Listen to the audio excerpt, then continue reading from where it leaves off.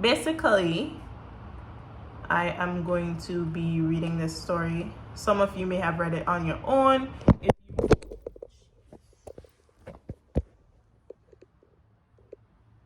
Yeah, dangerous.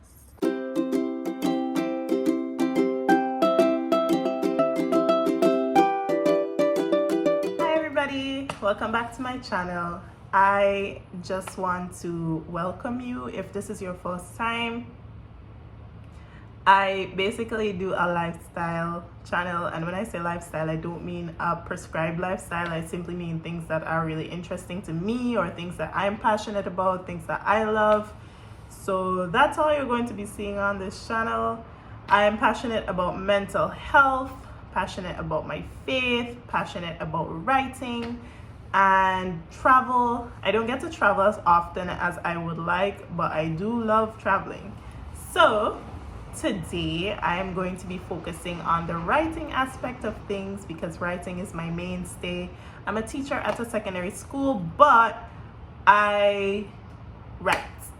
Like, I consider myself an author. I have a couple stories that have been shortlisted or that have won awards, competitions. So I'm the real deal. Yeah. Oh, by the way, this is literally just a by the way. It has nothing to do with anything, but I'm so excited about this shirt because Demon Slayer is one of my favorite anime currently. I would say about top 3. So if you haven't watched it and you like anime, check it out. Those of you who are, part of the anime community, feel free to comment your faves and give me suggestions because I always love hearing from other people what they watch, what they're into. Yes, I am a big anime fan, so if you don't like anime, feel free to not say anything about it in the comments. People who are like, oh, anime is for children, anime is cartoon, you could not be more wrong. And even though this is like a safe space for opinions, it's not a safe space for just being wrong. Anyway, so let's move on to my story. Today I'll be reading Mother She Wrote. It's my award-winning story. It feels so good to say that. It won the H. Nigel Thomas Award, which was created by H. Nigel Thomas. He lives in Canada. However, he is Vincentian, and he started this competition basically to stimulate the writing community in Vincy. And I entered the competition. I think I entered twice, I want to say. And my story did kind of make it far last time, but it wasn't top 3. Tears. But then this time around, and when I say this time around, I mean 2021, my story won. So I was very happy, obviously. And it didn't hurt that I came with some money. And we all like money. So yeah, I am going to be reading that story to you guys. Some of you may be familiar with this story already, and that's fine. But it's different this time because you'll be hearing from the author. So I hope you guys enjoy it. Leave comments, let me know what you think. So this is Mother She Wrote. By the time my brother was 14, he had had his first woman. Perhaps it was in the way that a bit of his teenage awkwardness was replaced with a mannish confidence. Maybe it was the way he now swaggered instead of dragged his feet, or suddenly had the boldness to maintain eye contact during conversation. Whatever it was, my mother knew immediately and asked, "You use protection?" He sheepishly shrugged, and I waited for her to force feed him handfuls of his tightly patted afro. Instead, she just sighed and told him to come. My curiosity blossomed as they stood in my mother's bedroom, me in the doorway, and she took a box of condoms from her top drawer. My mouth could have fallen to my feet as I watched my mother grab a banana from her fruit display on her mahogany chest of drawers and patiently explained to my brother how to put a condom on. Then she demonstrated before handing the now offensive banana and a fresh condom over to him to try. I didn't know which was more disturbing, that this, my brother, whose backside I had been washing when he was a baby, or the fact that my mother owned condoms. Cho. Don't worry, Davante, you'll get better at it. Her voice brought me out of my disturbing thoughts. Let me try. They both jumped and turned, staring in silence before Devante started laughing until he cried. Wait, will you want to try for? Is who and you? His own laughter cut him off and I could feel my face getting hot. Why not shut up? You need something smaller for practice with. Looky pincushion right there, I retorted angrily. Before he could respond, my mother stepped in, shaking her head. You must be mad, she muttered, brushing past me. I froze. I was 5 years older than my brother, and yet I was the one being treated like a child. Devante was already pulling at the waistband of his joggers and sending the poor banana in it. Me, I stayed rooted in the doorway from sheer embarrassment. I am thinking of this while I am once again frozen in place. This time, however, it's because the police instructed me to stay right there. My bladder begins staging a small protest, and looking around the vast building with elegant flyers and signs, I'm beginning to question my belonging, as always. This is not like the little competitions I used to enter when I was a teenager. This is big. It means something. I am reminded of just how much it means when a man with an earpiece and microphone approaches me.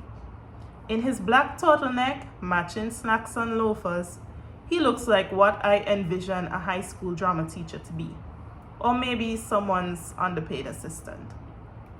Miss McDowell? His voice is a lot less dramatic than I expected. Yes, that's me, I confirm, nodding perhaps a bit too vigorously, earning me a raised dark eyebrow and perfectly pursed lips. I realized my mistake. Of course he knows who I am. My dark, slender face is all over the fancy flyers. For once, people are here to see me. Right, they're ready for you. Just follow Miss Jackman through those doors. She'll show you to your seat and give you a program. Is there anyone accompanying you? The question unexpectedly makes me feel confused, then bitter. That's the whole reason I'm outside. I glance at the non-dramatic drama man, then at Miss Jackman, whose 5-foot frame seemed to materialize out of thin air. Give me a moment, please. I begin texting Devante again, begging him to come. He responds to my slew of frantic texts with, "Call mommy." And I suck my teeth in frustration. I love my little brother, but sometimes he pisses me off. He knows how important this event is to me, and yet he is insisting that he cannot come because he is painting. I think of chastising him, but I would be alone. At 17, my brother decided that St. Vincent Community College was not for him and dropped out to pursue art full-time on his terms. I did not understand Devante's decision, but I respected the rebellion behind it. I had gotten 7 grade 2s and 1 grade 1 for CXC. My mother asked if I was a toilet, where I was going with all those 2s. We were in the Terrios when he brought the news to us. I wondered if I'd heard right. I was riding shotgun and began looking for the nearest bank over which my mother would probably drive all of us out of sheer rage. Who is going to pay for this? She asked, gripping the steering wheel. Devante held on to my seat and eased his lanky frame forward so that his face was between us ladies. I saved up some money from when I worked gas station summer and Christmas. I already started buying supplies and I could use this small room in the back as my art studio. I tried not to snort at the audacity of Davante McDowell. Not only did he feel a temporary job made him a man at 17, he had also unceremoniously christened the small room in the back of our humble abode as his art studio. When I asked for that room to be my writing studio, I was turned down. My mother used it as her sewing room, and she kept all the boxes of our baby pictures and family albums in there. Davante would be lucky to get a space, bless his heart. Well, it's up to you. You is man now. Had I been teleported to an alternate dimension where my school teacher mother allowed her teenage son to not only drop out of college, but also take over her precious back room? Davante leaned back into his seat and she kept driving as if this was the most normal conversation ever. I must have made some sort of ungodly noise because my mother was glancing at me now. When I asked for the back room, my voice came out so scratchy and low, I wished for some brake fluid to help me. You said no. You could write in any room, Idalia. You think I want Davante dropping up paint all over my good carpet? A block formed in my throat then, so big it sat on my chest. That block became the latest addition to the great wall that sat between me and my mother. That block impeded on every opportunity that involved informing or including my mother in anything that happened to me. I do not know what it was a block of, but I do know it never crumbled. I am following Miss Jackman, whose backside accounts for half of her frame. She takes me right up on the stage, and my long legs almost entangle themselves as my 6-inch heels try to bite the hem of my pantsuit. I had convinced myself that a cream pinstripe pantsuit was feminine yet powerful and would go nicely with my larger-than-life black curls. However, here on the stage, I feel like too much of a spectacle and simply want to disappear. The seat I'm in looks a lot like a throne, and the lights are blinding, which is great because I don't want to see the audience. My practiced smile makes its way onto my face as the man sitting across from me begins describing me and my body of work to the audience. I feel like I'm listening to him talk about somebody else. He begins describing my childhood, telling lots of funny stories about Davante and I that I mentioned in my book, Davante's Inferno, which explores the often hellish journey that is siblinghood and the bonds formed throughout. The audience is laughing and having a good time listening to my brother's antics. Your work generally seems to center around you and your brother. Although you're 5 years apart, the two of you seem very close. The host smiles encouragingly at me. Yes, Davante is my brother, but he's also my best friend and sometimes feels a lot like my son. The audience laughed. I've always been the responsible one, but in many ways, he's taught me how to live and achieve a level of carefreeness I never thought I could. They display a recent photo of my brother and me. He's 22, but still manages to maintain his boyish charm. It must be those dimples. I hear ladies swooning and cheering in the audience, and I shake my head in amusement. Well, who wouldn't love a guy like that? The host wiggles his eyebrows, earning laughs.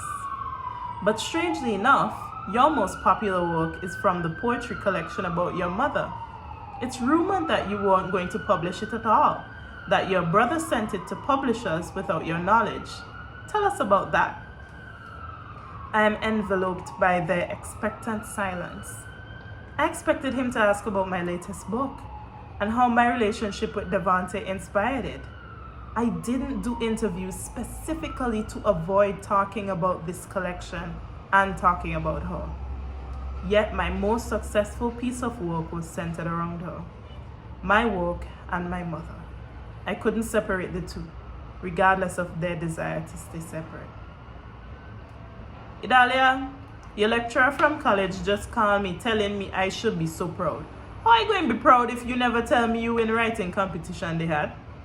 The school having an award ceremony and want to read your work? I couldn't believe my ears. My mother had never referred to my writing as work. She always said, you think them.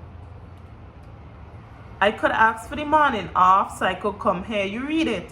Is a poem or a story? She looked at me with a small smile. She had always been shorter than me, but now it was even more obvious with her looking up into my face. I noticed for the first time creases in her forehead and gray curls escaping from her nightcap. I stared at her in silence. I wished I could say something. I really wanted to, but instead I just stared. I watched her smile falter then fade so quickly I swore I had imagined it. She never said a word about the ceremony or my writing after that. She pretended it never happened, and that set the tone for the rest of my career as a writer. I was 19 then, and that year I threw myself into writing, trying to exorcise myself of my mother. She was on every page, hiding between every line, and I hated her for it, but I hated myself more. I produced more poems in the next 3 years than I knew what to do with. The ones I liked, I put into a binder to build my portfolio. The ones about my mother, I put them in a box to burn. I never did remember that box. And when I permanently returned from university with my doctorate, I finally developed the courage to get my own place at 26. It was when Devante was going through my old things in an effort to help me move in that he came across my box of poems. He collected my poems, used a picture of a portrait he'd done for my mother as the cover, and sent my collection off to a publisher under the name Mother by Idalia McDowell. It wasn't until I received a call from an interested publisher that I was forced to take ownership of my work. I was only angry at Devante for a second because the collection turned out to be wildly successful, and my agent insisted that I put out something else while I was still a hot topic. I published my other poems in various magazines, and as I built my reputation, I tried to shove the memory of Mother into recesses of everyone's mind and overshadow it with my other work. However, Mother could not be eclipsed, not when she was the entire universe. Somehow, they have convinced me to read a poem for them from Mother. I select the one I wrote after the award ceremony. This poem is called Letters to Home. I hope you enjoy. I take a deep breath and try to focus on the blinding lights before I begin. Dear Mother, I'm writing to let you know I'm 4 years clean from a 5-year-long addiction to starving myself. It wasn't so much about the weight as it was about control, the satisfaction of feeling the pain of hunger, because you can control pain if it's self-inflicted, right? That's 4 years of hearing how much weight I've been putting on without being asked how I've kept it off all this time. That's 4 years of controlling my need to control instead of my calorie intake. I am proud of myself. It's also been 2 years since my last serious urge to kill myself. Sure, a lot of the times I have to convince myself that another breath is worth taking, but at least I'm not the one trying to unplug my own oxygen. Dear Mother, I'm exhausted. I'm tired of fighting demons only I can see, yet having them be the only notable thing about me. For once, I just want to be seen clearly. But the only time you see me in a different light is when I'm too far away for you to see the darkness consuming me. You only see me differently when I'm across the sea, so I'm a little bit blurry, and tears make my eyes look bright-eyed, and an open mouth sob looks an awful lot like a smile. Isn't that how nearsightedness works? Dear mother, I'm writing this letter that you'll never read because the letters on this page only make sense when not directly addressed to you. So that's about it. I'm doing great. Thanks for asking. The entire audience is quiet. I fear that I've been too vulnerable, that I've turned them off. The silence reminds me of when I was 8 and told my mother that I didn't like when the boy next door came over to watch me and Devante, that he would ask me to do things that made me not want to say my prayers before bed. She stayed frozen, listening as I explained. Sometimes my throat hurt after, and he would give me orange juice before making me watch movies so I would do better next time. My mother sent me to bed then, and that was the last talk there was of that neighbor boy. It was the last talk of many things for us. It was then I learned to freeze, to play dead in situations I wanted to escape. It was also then, as I brushed my teeth and drank water, that I felt like I was swallowing cement. That was the beginning of the concrete flower blossoming within my throat, the one whose thorns ripped my words apart before they could escape the tunnel into the light outside my lips. The sudden roar of applause tears me out of my childhood bathroom and forces me back into the packed auditorium. I am overwhelmed that they love it, that they love me. Most of all, I am grateful.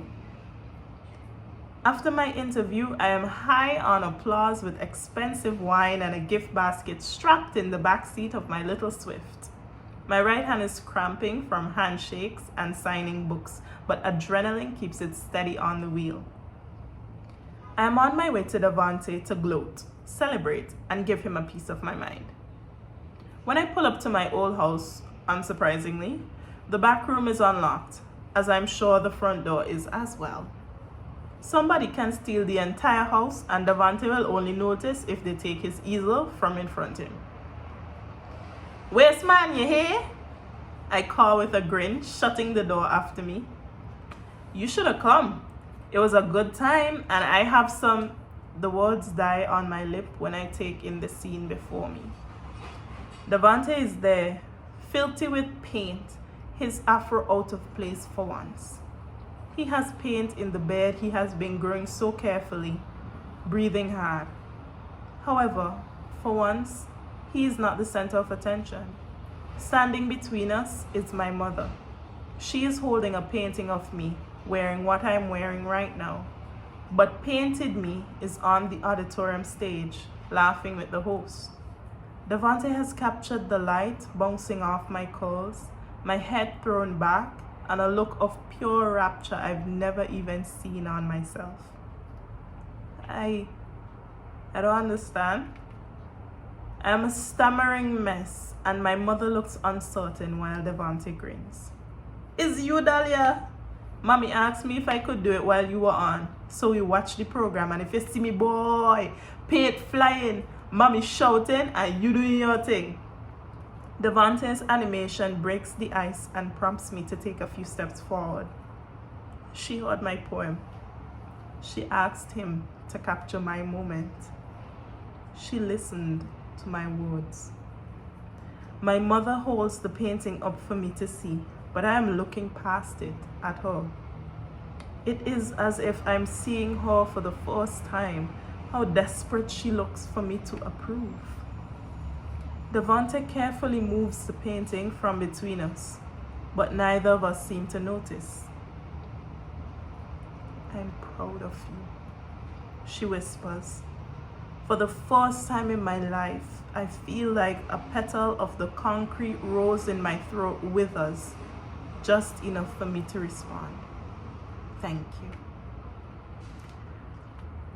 And that is Mother She Wrote, you guys. I hope that you enjoyed it.